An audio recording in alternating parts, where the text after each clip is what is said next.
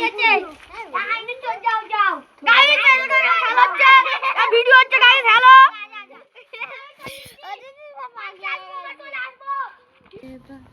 Guys, এটা হচ্ছে আমাদের বাগানের রোড। এদিকে দেখুন গরু পালা হয়, এই পুকুর, এটা হচ্ছে খ্রিস্টান পাড়া, ওইখানে মেট্রো সেটু দেখতে পাচ্ছি। তো চলুন। আসসালামু আলাইকুম বন্ধুরা, welcome back to my channel daily blog with Afsana. আশা করি তোমরা সকলে খুব ভালো আছো, আমিও ভালো আছি আলহামদুলিল্লাহ।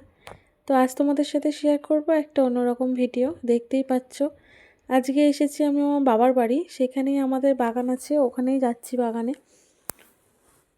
তো এটা পুরোটাই আমাদের বাগান। আমার বাবারা 5 ভাই, সবারই আছে এখানে। তো আমার বাবু আগেই চলে এসেছে মায়ের সাথে, এটা আমার বড়দিন মেয়ে। আর মায়েরা চলে যাচ্ছে, আমি আর আমার বোন এখন যাব বাগানে।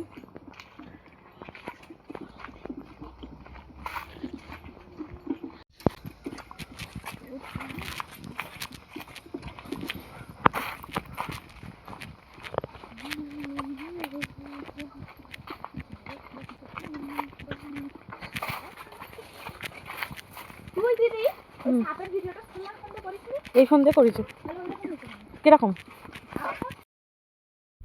তো আমি এখানে চলে এসেছি, বাগানে পৌঁছে গেছি।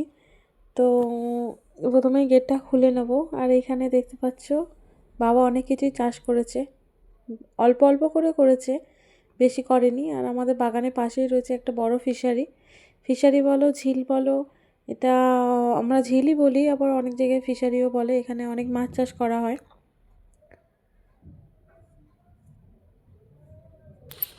তো এগুলো যেগুলো দেখতে পাচ্ছ, মূলো শাক আছে, পালং শাক আছে, এখানে কুমড়ো গাছ আছে।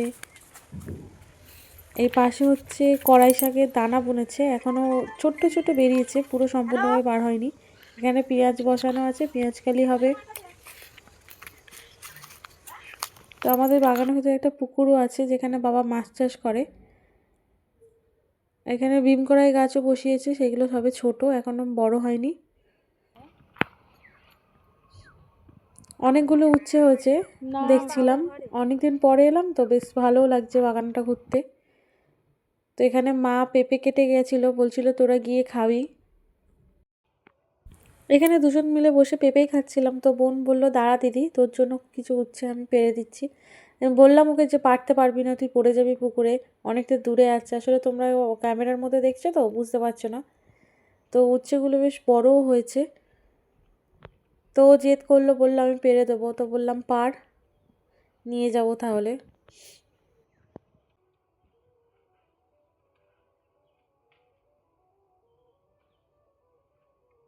জাল ছিঁড়ে যাবে রে।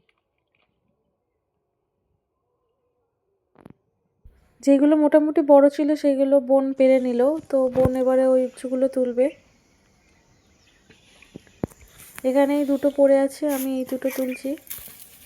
আর একটা সাউন্ড হবে, তোমরা শোনো শুধু। ঘুরেই দেখছি বোন পিছনে পড়ে গেছে জলের মধ্যে এই ঠান্ডার সময়। তো আমি বারবার বারণ করলাম ওকে যে তোকে পারতে হবে না, তুই পড়ে যাবি। বললাম দেখ তুই শেষমেশ সেই পড়েই গেলি জলের মধ্যে।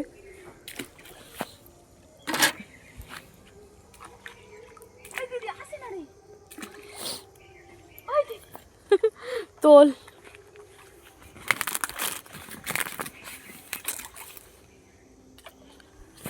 বোন উচ্ছেগুলো তুলতে থাকুক, আমি তোমাদের কলা বাগানটা দেখিয়ে দিই চলো।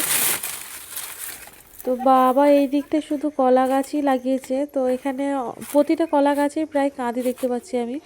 কাঁদিগুলো অনেক বড় বড় হয়ে গেছে, এগুলো আরও বাড়বে। এখানে আবার দেখছিলাম একটা গাছ ভেঙে পড়েও গেছে, কলা গাছ। তো এখানে কলার কাঁদিও রয়েছে, এই কলাটা পুরোই নষ্ট, এটা আর খাওয়া যাবে না। এখানে বাবা শিম গাছ বসিয়েছে। আসলে শিম গাছ, উচ্ছে গাছ এগুলো ছালনার মধ্যে করলে না, মানে ফলনটা বেশি ভালো হয়।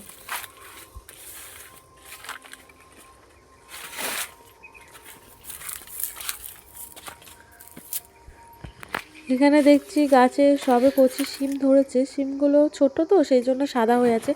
এগুলো যখন বড় হয়ে যাবে তখন শিমগুলো পুরো সবুজ হয়ে যাবে। আর এই শিমগুলো মিষ্টি মিষ্টি হয়। আমার এই মিষ্টি শিমের থেকে যেগুলো লম্বা শিম বলে বা পাকালে শিম বলে, অনেকেই চিনবে, আবার অনেকেই বুঝতে পারবে না, সেই শিমগুলো খেতে বেশি ভালো লাগে।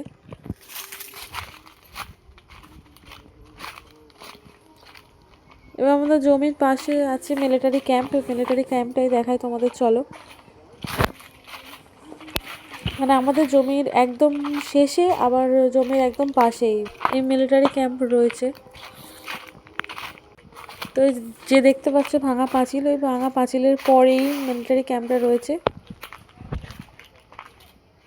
এখন সেরকমভাবে আর কিছু দেখা যায় না, আগে অনেক কিছু দেখা যেত, অনেক মানে ঘর বাড়ি ছিল, সুইমিং পুল ছিল, বাচ্চারা খেলা করতো। এখন তো সব কিছু জঙ্গলে ভরে গেছে, সেই জন্য এখন আর দেখতে পাওয়া যায় না।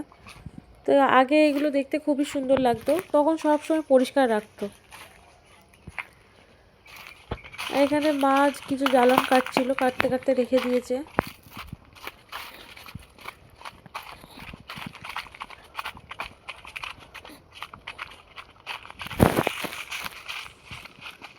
এখানে একটা আমড়া গাছ রয়েছে, বিলুতি আমড়া। আমড়াগুলো খেতে খুবই টেস্টি। তো এবছর অল্প হয়েছে, সে পরিমাণে হয়নি। এখানেও অনেক হলুদ গাছ লাগিয়েছিল বাবা, সেই হলুদ গাছগুলো এখন শুকনো হয়ে গেছে। তোলার চেষ্টা করলাম, তুলতে পারলাম না, কারণ মাটিগুলো অনেক শক্ত তো, আর আমি কাটারি বা কাস্তে কিছুই আনিনি, সেই জন্য তুলতে পারলাম না। আর মা যাওয়ার সময় বলেছিল তোরা যখন আসবি তুই বোন মেলে পালং শাক তুলে আনবি। তো এখান থেকেই আমি কিছুটা পালং শাক তুলে নিয়ে যাচ্ছি। আর এগুলো বিনা সারের শাক তো খুবই টেস্টি হয়, মানে রান্না করলে তরকারিটা খেতে খুবই টেস্টি লাগে।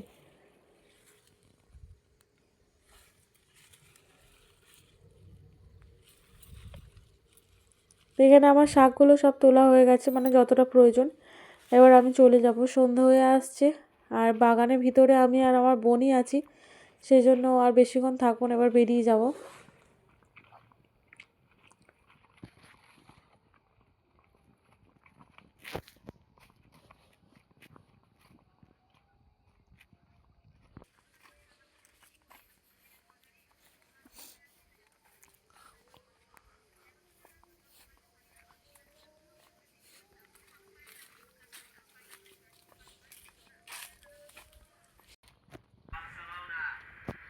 বাগান থেকে বেরিয়ে এলাম। এই যে ঘর বাড়িগুলো দেখছো, এগুলো সব খ্রিস্টানদের ঘর, মানে আমাদের জমির পাশেই একদম। তো এখান থেকে খ্রিস্টান পাড়া শুরু হয়। মানে আমাদের জমিটা ভিতরে ঢুকে গেছে, বাকি ওইদিকে যত ঘর বাড়ি আছে সবই খ্রিস্টানদের ঘর। এদিকে দেখো ওরা কি সুন্দর ফুল গাছ বসিয়েছে না, মানে অল্প জায়গার মধ্যে সব কিছুই চাষ করেছে অল্প অল্প করে, দেখতেও খুব ভালো লাগছিল।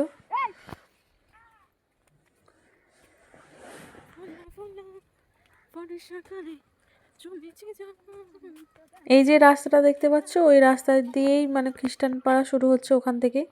ওদিকে ভিতর দিকে যত যাবে ততটাই খ্রিস্টান পাড়া, তবে বেশি নেই, অল্প কিছুই ঘর আছে, তারপরেই মেট্রো শুরু হয়ে যাচ্ছে।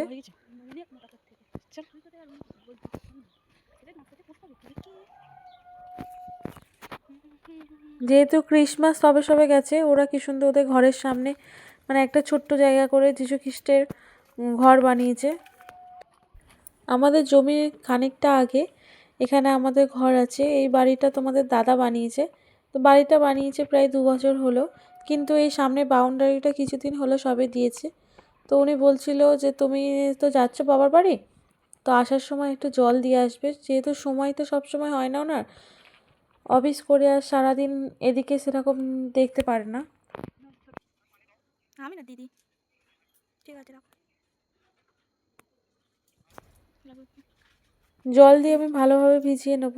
জল সেরকম টানছে না বাউন্ডারির মধ্যে, যেহেতু শীতকাল তো সেই জন্য জল সেরকমভাবে টানছে না।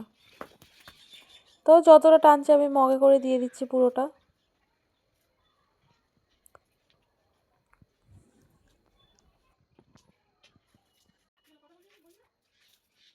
বলা হয়ে গেছে।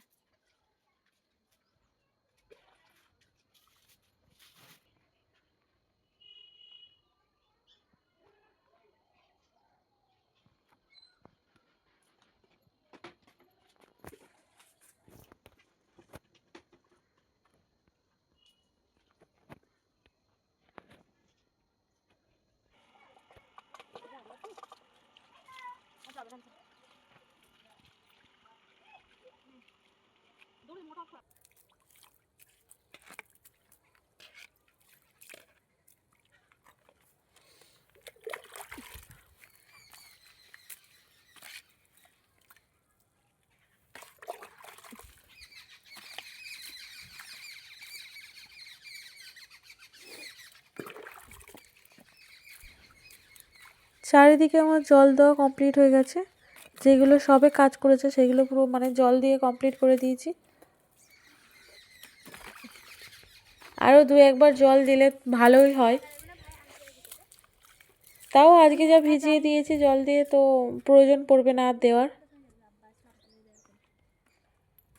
তো এখানেই আমার ভিডিও শেষ করছি। ভালো লাগলে প্লিজ একটা কমেন্ট, একটা শেয়ার, একটা লাইক করতে কিন্তু ভুলবে না। অবশ্যই চ্যানেলটা সাবস্ক্রাইব করে দেবে। থ্যাংক ইউ ভিডিওটা পুরো সম্পূর্ণ দেখার জন্য।